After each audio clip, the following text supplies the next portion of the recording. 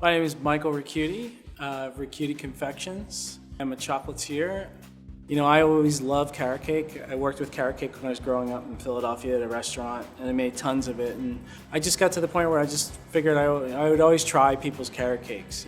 It's one of those things, you know, it's like vanilla. If you ask me to eat my vanilla ice cream, I'll always have vanilla ice cream just to try it, and then I'll branch off into other flavors. But I like to it's kind of like a base note. I mean, carrot cake's not a base note, but carrot cake's like unto itself, its own separate entity.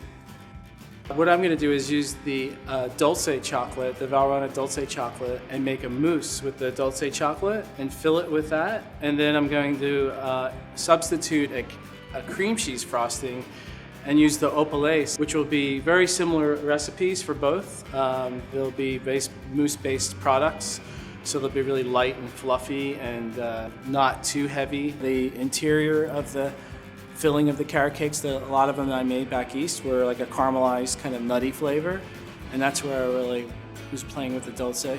And then the other flavor, I was just trying to mimic, you know, a cream cheese frosting without using cream cheese.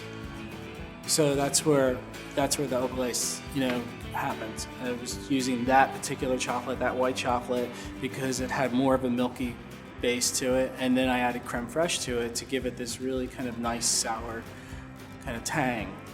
And some of the cream cheeses have that tang, but a lot of times they always just seem so sweet, but the creme fraiche really kind of removed some of that kind of illusion of sweetness. Then I placed it in the freezer overnight.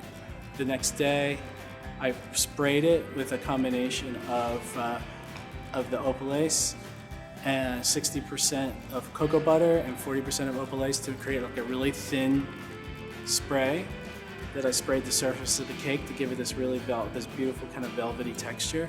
Let that set, let that come to room temperature a little bit, cut it up into 3" by 1¼ inch wide pieces.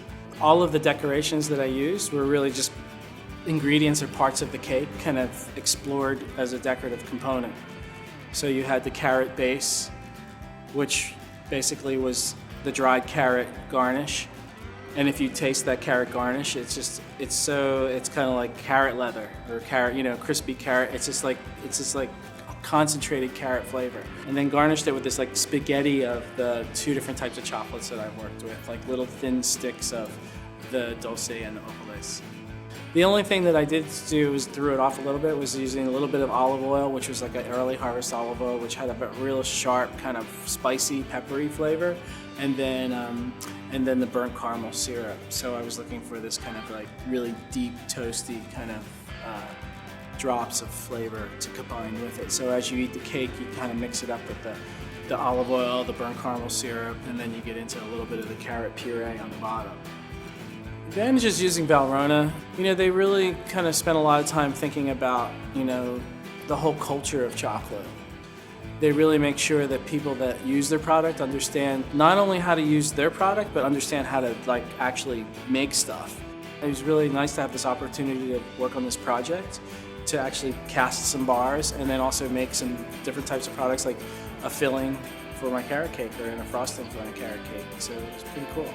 They've taken care of us, so you know, they've really proven themselves towards Recchiuti Confections as you know, as a kind of a partner.